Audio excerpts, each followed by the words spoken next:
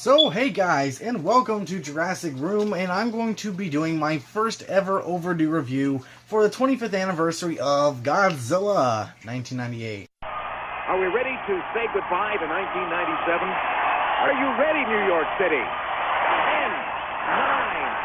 8, 7,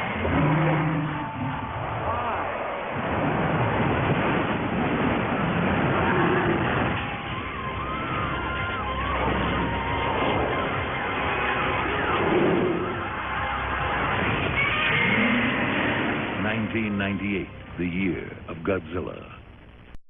We know where he came from. We know how big he is. The situation has become more complicated. But our problems just multiplied. He's pregnant. What is this, the virgin lizard? You've got to find that nest before it's too late. Otherwise, up to a dozen are going to be born. Think of it. Godzilla. Doesn't he need a mate? Not if he reproduces asexually. Where's the fun in that? Rated PG-13.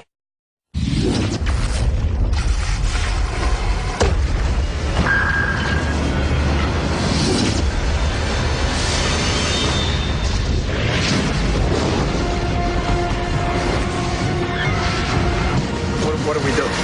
Running would be a good idea.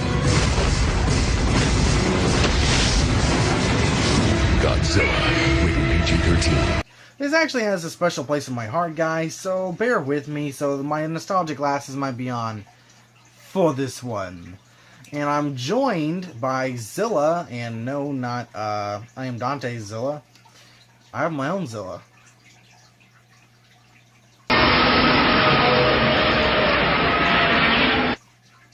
So yeah, this Zilla will be with me today for the, not now. Anyway, Zilla will be with me today for the review of Godzilla 1998. So, let's get into the synopsis first before we get into everything else. So, and I basically did write a portion of a plot down, a synopsis down for the video, but then I figured if I'm missing some links, I might as well check Wikipedia. And when I looked at the plot thing for Wikipedia, basically had everything I had written down. So over 30 minutes of a script writing was kind of already on Wikipedia. So I'm going to go ahead and read off the one from Wikipedia. Enjoy. Anyway, here's the plot. In the 1960s, a marine iguana nest is exposed to the nuclear fallout of radiation following a military nuclear test in French Polynesia. In 1998, a Japanese fishing vessel is suddenly attacked by an enormous sea creature in the South Pacific Ocean, with only one seaman surviving. Traumatized, he is questioned by a mysterious Frenchman in a hospital regarding what he saw, to which he only replies, Godzilla.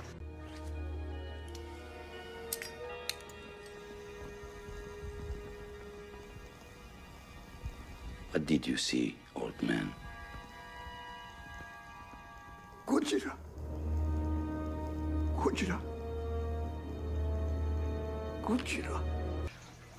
Dr. Nick Tatopoulos, an NRC scientist, is in the Chernobyl exclusion zone in Ukraine researching the effects of radiation on wildlife, but he's interrupted by the arrival of an official from the U.S. State Department. He is sent to Panama and Jamaica, escorted by the military to observe a trail of wreckage across land, leading to the recovered Japanese fishing ship with massive claw marks on it. Dr. Tatopoulos identifies skin samples he discovered in the shipwreck as belonging to an unknown species. He dismisses the military's theory that the creature is a living dinosaur, instead deducing that it is a mutant created by nuclear testing.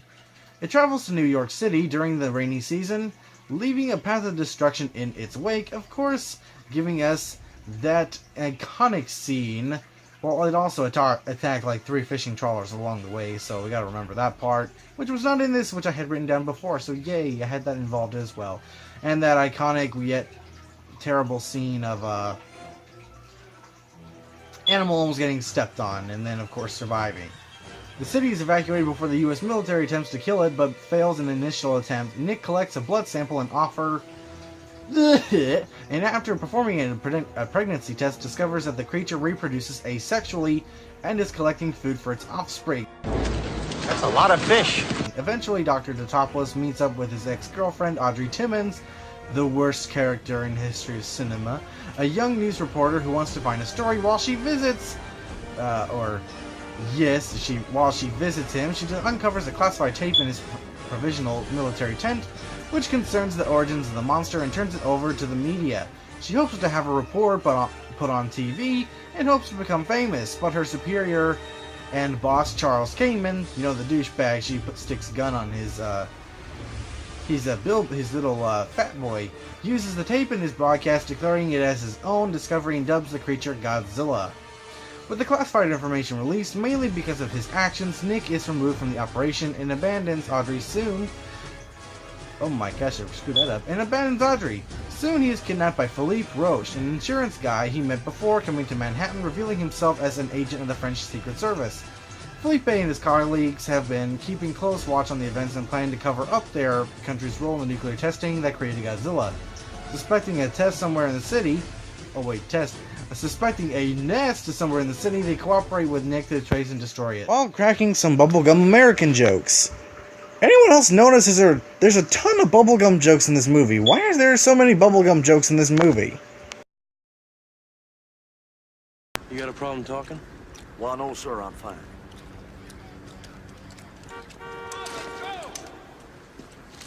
All right. Keep it moving. Oh, thank you very much.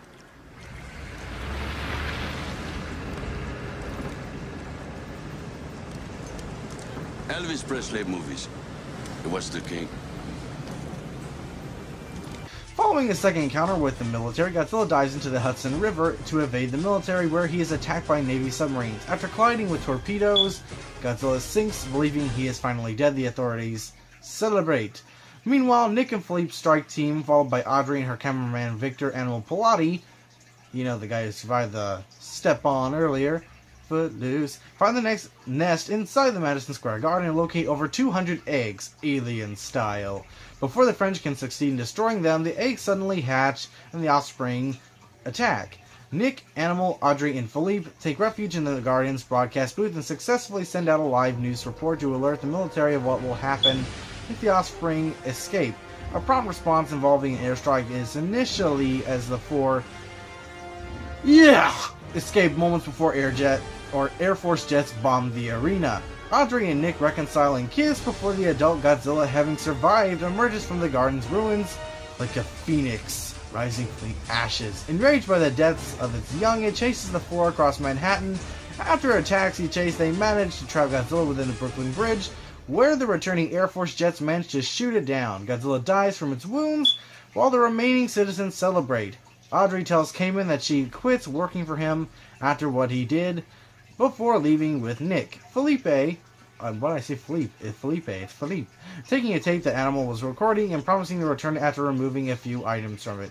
Thanks Nick for his help and parts ways. Meanwhile, back in the ruins, we get an after-credit scene, or not really after-credit scene, but you know, of Madison Square Garden. A single surviving egg hatches and the emerging hatchling roars, which will, in fact, create one of the best cartoons ever, frankly. But anyway, that's the synopsis, and it was way more watered down with the Wikipedia version compared to mine, which is going to include Audrey's sad story, where she's explaining to Animal why she feels so sorry for being a complete douchebag to Nick, along with the bubblegum jokes from the French guys. But yeah, anyway, that's the synopsis. So let's get on to some more facts about the movie. So this movie was directed, and basically everything else, by Roland Emmerich, as you may know from Star something, and then only one other movie that I care about, which is Independence Day. So yeah, two of my favorite films anyway. And produced, and mostly everything else, by Dean Devlin. And the cast includes, well, I wrote all of them down, but let me do this. I'm going to write a few more down. But anyway, I wrote this down.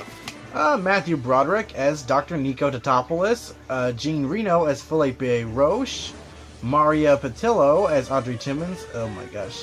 Wasn't she in National Lampoon's Christmas Vacation? Anyway. Hank Azaria as Victor Animal Pilati. I think I've seen him in other stuff. Kevin Dunn as Colonel Hicks. Michael Lerner as Mayor Ebert. Harry Shearer as Charles Kaneman. Arabella Field as Lucy Pilati. Vicki Lewis as Dr. Elsie Chapman, which would later reprise her role in Godzilla the Animated Series. Doug Savant as Sergeant O'Neill. Malcolm Denaire as Dr. Mendel Craven, who would also reprise his role as Dr. Mendel Craven in Godzilla the Animated Series. Laurie Goldman as Jean, the mayor's aide. Christian Aubert as Jean-Luc. Philippe Bergeron as Jean-Claude. Frank Brunbroik as Jean-Pierre. François Bourdet, I think I'm getting this right, as Jean-Philippe. Jean-Philippe. Jean-Philippe, is it? Nicholas J. Giangilio as Ed. Robert Lesser as Murray. Ralph Manza as the old fisherman. Greg Callahan as the governor. Chris Ellis as the General Anderson. Nancy Cartwright as Cayman's secretary. Richard Grant as Admiral Phelps, or as Richard E. Gant. Jack Moore as Leonard. Steve Ganelli as Jules. Brian Fairbaugh as Arthur. And of course Frank Welker, who did the creature vocals. So Megatron and Eeyore. Oh wait, no, Peter Cullen was Eeyore. Frank Welker was Megatron, and among other things. So Frank Welker was Godzilla, or at least Zilla. So and some of the other crowd that we gotta go out there. Co-produced by Centropolis Entertainment. Story by Ted Elliott, Jerry Ronio, Dean Devlin, and Roland Elmerick. Music by David Arnold. Cinematography by Yuli Steiger. Edited by Peter Edmondson and David J. Siegel. Distributed by TriStar Pictures. And this, of course, had a release date of May 20th, 1998 in the US, which is today, 20 years later. It had a runtime of 130 minutes, so basically 2 hours, 19 minutes. With a budget of 130 to 150 million, which had a box office of 379 million. So yeah, it had a good little, had that. Anyway, on to marketing, which I wrote down here. So anyway, it was actually, and I wrote some stuff down right here. Let's see. I gotta work better on my future overdue reviews.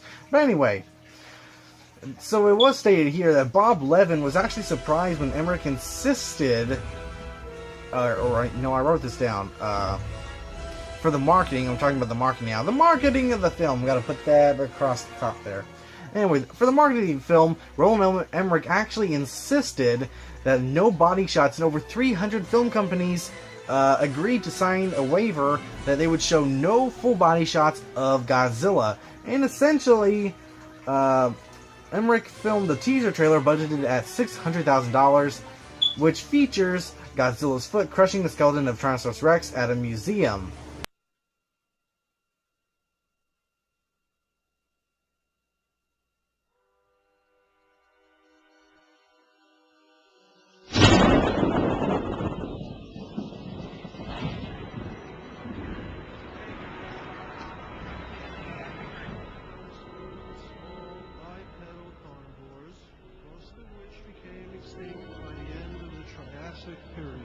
During the Jurassic period and Cretaceous period, the dinosaurs evolved into various adaptive types, many of which reached colossal size.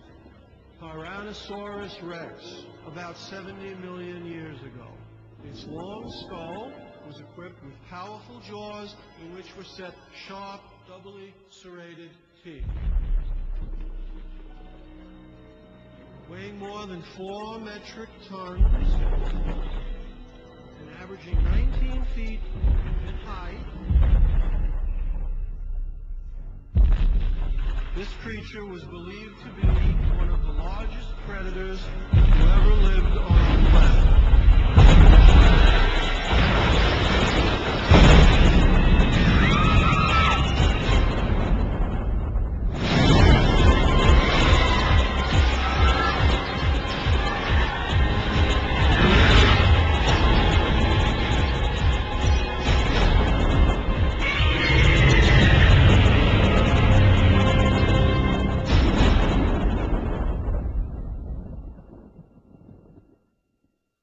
It debuted a year before the film's release. A full trailer was released with Starship Troopers.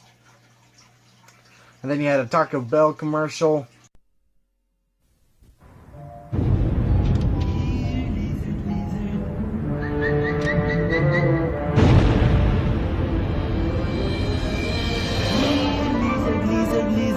Godzilla's hiding, and it's up to you to find him. Just buy a medium or larger drink. If you find a Godzilla, use your decoder to reveal what you've won.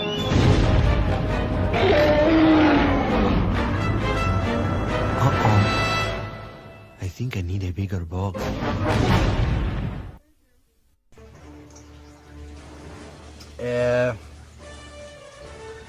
With the Chihuahua saying, "Here, lizard, lizard, lizard," and then you had Trendmasters, which manufactured a few toys for the film. You got the human figures. You got some of the little mini figures up there. I got some mini Godzillas over there, including the 11-inch tall Living Godzilla and the 21-inch Ultimate Godzilla. However, they weren't good sellers. No, they were not. Which actually led to the animated series toys being canceled. So that's why we got no toys for the animated series. So thanks, movie. Because dadgummit, the show was 10 times better than this movie. As much as I love it. So let's get into a little bit of the critical reception. So, in general, audience reactions were mixed. Mostly in the negative. You know, it's kind of gotten a bigger fan base over the years. Like from me, fans, and I'll get to my personal thoughts at the end of the video, who just, you know, overall enjoyed the film as a monster movie, but it's not a good Godzilla film by any means, and I'll explain that further. The critical exception was mostly negative. A lot of people just saying how it does not compare anywhere near to the Japanese films. It is not good, period. I mean, when it comes to Godzilla, when the original, hold on a second. I mean, it's pretty bad when the original Godzilla walks out of the theater for the film. And that's what happened. Hiro Nakajima and Shinichiro Suzume basically did not like the film. And Nakajima stated, "Its face looks like an iguana and its body and limbs look like a frog." And Suzume walked out of the screening of the film at a fan convention called G-Con 1998. And stated, "It's not Godzilla, it doesn't have his spirit."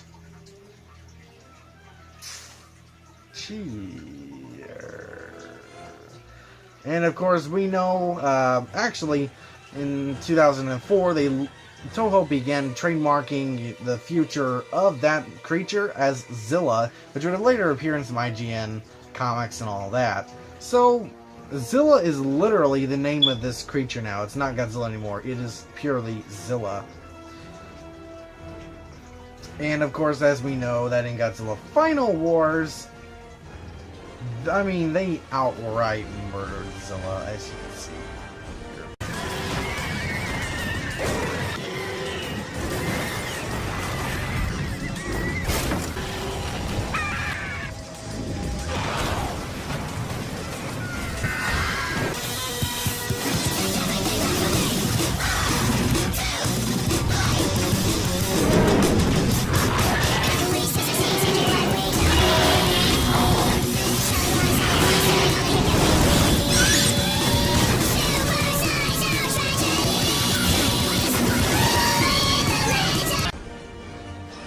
So, yeah. Hard rock and roll. And we saw that Godzilla Jr. had a far worse fate than he would have in the animated series. But anyway. So let's look at some of the major flaws of the film in general. How has this film held up over 20 years? Well, similar to maybe like Deep Blue Sea, or especially something like The Mummy Returns, the CGI does not hold up very well. For the most part, it can be believable in some points. However, for the most part, you can definitely tell this is a really CGI creature. Yeah, and the effects really don't hold up very prettily over time. But for the film itself, it is decent enough CGI. It's a decent enough monster flick. Some of the other problems with the movie that people really have is that the creature Godzilla...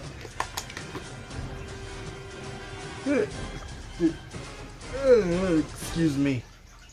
Is pretty smart for dodging bullets or, you know, missiles. As well as the size differences in the film, that sometimes when Godzilla appears and reappears, he looks bigger and smaller in different scenes, which you can definitely see at some points. Sometimes he's... And another problem was the no atomic breath, which technically he does have atomic breath in the film, in the one scene where...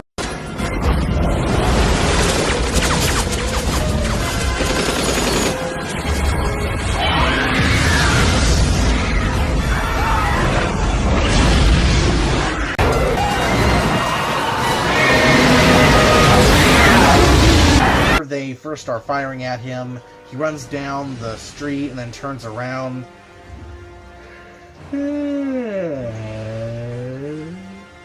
And lets out that burp. It looks like methane is shooting out of his mouth, but basically, yeah, that's his atomic breath. It's like methane that starts exploding cars, you know? That's basically his atomic breath. Yeah. So anyway, but that's really it. So it looks like the legacy of this film. Now, say what you will about the movie, I still personally enjoy the movie. I love watching it. I actually want to watch it tomorrow, celebrating it, you know, the 20 years. This was the movie that got me in... It's 11:50 my time. But anyway, this is the Godzilla film that really got me into the whole of Godzilla films. After this, I started watching a lot of the original Godzilla films. My first Godzilla film probably being Godzilla vs. King Kong. But I still really love it. There was also an album released for the Godzilla film, a soundtrack released in 1998 on May 19th through Epic Records. It mainly consists of alternate rock songs. The soundtrack was also a success, peaking at number 2 on the Billboard 200. The most successful single was Puff Daddy and Jimmy Page's Come With Me, which peaked at number 4 on the Billboard Hot 100 and was also certified platinum. Other hit singles included Jamiroquai's Deeper Underground, the band's only number 1 hit on the UK singles chart, and the Wallflowers cover of Heroes, which peaked at number 10 on the Billboard Modern Rock Tracks chart in 1998. The album was commercially successful in both the United States and Japan, being certified platinum by the RIAJ and RIAA in June and July of 1998 respectively, and was recorded through 1997 to 1998, with a total length of 59 minutes and 4 seconds from Epic Records, with a current all-music rating of 2.5 stars. A notable entry is No Shelter by Rage Against the Machine, in which a line in the lyrics of the song appears to criticize the film for distracting the public, saying, "Godzilla, pure mother-effing filler, get your eyes off the real killer." The album was released in Japan and the Philippines with a bonus track titled Loose Control by Lark and Seal. The tracks include Heroes by the Wallflowers, Come With Me by Puff Daddy featuring Jimmy Page, Deeper Underground by Jamiroquai, No Shelter, Rage Against the Machine, Ben Folds 5, Air, that's the name of the song, sorry. Running Knees, Days of the New, Macy Day Parade by Michael Penn, Walk the Sky, Fuel, A320, Foo Fighters, Brain Stew, The Green Day from the Godzilla remix, Untitled, Silverchair, Out There, Fuzzbubble, Undercover, Joey Deluxe, opening titles by David Arnold, and Looking for Clues by David Arnold. This film, I love watching. I actually have, you know, other than the few Godzilla toys or Zilla toys I have, I actually do have the trading cards, the complete trading card collection I bought for $5 on eBay back in the day. Which I'll actually do this tomorrow. I'll do a video of this tomorrow, maybe. Of I've been meaning to do this for a while actually. And I'll do a thing for all this. A video about there you go. All my trading cards from Godzilla. Been having them for years in this baggie. But anyway, yeah, I still love the film after all these years. After all of its many problems, I still very much enjoy it. However, from fans who say that this film triumphs way over 2014 Godzilla, I would have to say no. Because simply, let me put it this way, this is not a great Godzilla film. This is a great monster film, I would say, but it's not a great Godzilla film at all. Yeah, daggone, that mind won't stop yawning. But yeah. Daggum, and I got a tear. Oh, it's actually stuck there. Oh, my personal thoughts. Yeah. But yeah, I love the film after all these years, and I really can't wait to watch it again. And after Godzilla, of course you would know that the sequels got canceled. There's actually supposed to be one main sequel where they feature Godzilla Jr. fighting a bunch of giant bugs. I think they're bees. But yeah, a bunch of giant bugs. And leading them to an island full of monsters. And basically that was supposed to happen. Which actually sort of had its own plot in Godzilla the Animated Series. Which is where I'm getting into next. After the series was canceled, you know, the franchise was canceled, we did get Godzilla the Animated Series. Arguably one of the best cartoons ever, man. Say what you will about the movie, but in the cartoon, the characters are so well developed. Godzilla is such a powerful force in that show, and he's more of a character. You care for this Godzilla more than the first one. Yeah.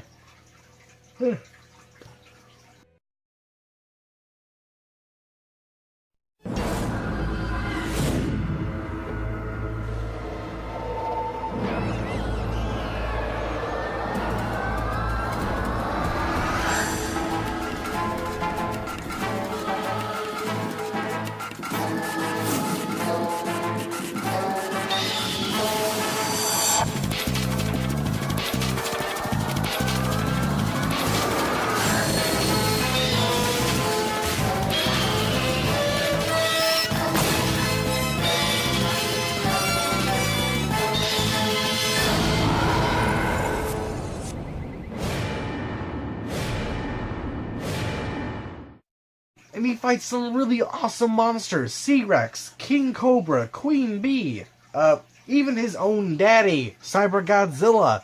He even fights the Loch Ness Monster and aliens. But yeah, from that game spawned really some of the very few. I think we did get some games based on the original film, as well as their classic little board games. The little games that you get for any movie. And then for Godzilla the Animated Series, which I'm going to do a video all of its own, an overdue review of Godzilla the Animated Series. And of course, some games like the Game Boy Advance game came out for that. I think that was called Monster Wars, based on the episodes. But anyway, that's what spawned from that. And of course, we only did get Zilla back in one film, which was Godzilla Final Wars. Where we see what happened to baby Godzilla. Basically, he's running amok in Tokyo, and he eats some guys, Jurassic Park style, before coming to terms with the original, the OG Godzilla, being thrown into the Sydney Opera House, and being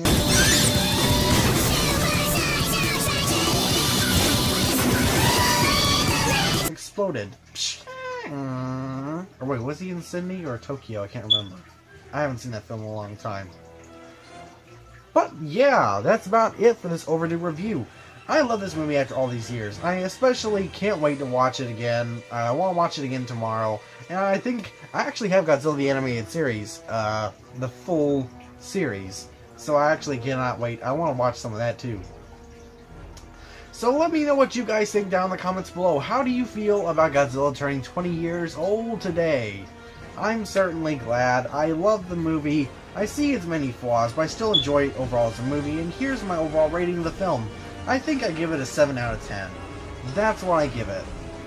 Based on everything, based on the graphics, the plot, and the characters. Because let's be honest, Philippe is the only character I really care about in this whole dang movie. Except for me, Colonel Hicks. So Topless is just really boring, and Matthew Broderick was just really not the best actor, I think. They should have gotten, what's his name back? I forget, hold on. Ian Ziering. This guy right here, Ian Ziering from Sharknado. And before you crap on me for why I'm choosing this guy, he voiced Nick the Topless in the animated series. Can you imagine if we got him instead? Like, maybe he would have been maybe he would have gotten some better jobs. Yeah. Anyway, he was a good Nick Topless for the animated series, though. I have to give him that. I mean, that's kind of an iconic voice for that show now I think about it. Would have been so much better if we got him. And, of course, Audrey Timmons is really just the most unlikable character in the history of cinema. I mean, she blackmails him, or steals from him, not really blackmail, steals from him, broke up with him how many ever years ago, when he proposed to her, stabs him in the back, and she's not much kinder to him in, then he's got to risk his hide for her, and, I mean, holy crap, man. She's a sucky girlfriend, and she's not much better to him in the animated series. And she's voiced by what's her name from Criminal Minds? This chick. I have the overlay for her name right here. Forget her name. What's her name from Criminal Minds voiced her in the animated series. But anyway, what do y'all guys think? I am certainly... I've been through this already. What do y'all guys think? So let's hit the 1,700 subscriber mark. I'll be sure to try and do some more Overdue reviews soon. Gotta cover Infinity War, definitely, because I'm not sick anymore. But I just really want to do Godzilla 1998, because I love this film. I love this film. I really do. Or really movie. I can't really consider it as a film. But yeah, in a future video, I'll cover the trading cards real quick, because I know y'all probably want to see that. And check out my previous reactions to Thundercats Roar, and some of the Jurassic Jet 48 and the Jurassic, featurettes and all that reactions I did. Yeah! But anyway, what do you guys think of the film? Do you think it still holds up after 20 years? Do you enjoy it? I mean, you can tell I'm a fan of it. It's in my intro. But anyway, Zilla signing out. And also, guys, I want to throw this out there real quick, too, because I'm graduating soon. In 2 weeks, I'm going to be going to one of the local springs that we go to, on special occasions. I haven't been there in over a year. Because the last time we were there, y'all may know the springs, Ponce de Leon Springs, where I found the big turtle and all that. Check out that video, it's a cool video. That was the last time when I cut my hair. So this hair I've had has been growing a year. So yeah. I don't think I'm going to cut it either, it looks pretty awesome. I don't know. It'd be pretty scary to see me with short hair again. Anyway. But I want to hear y'all's thoughts down in the comments. I just love Godzilla 1998, and I love its legacy. I hope to cover Godzilla the animated series in a future episode, because I really, really love the animated series.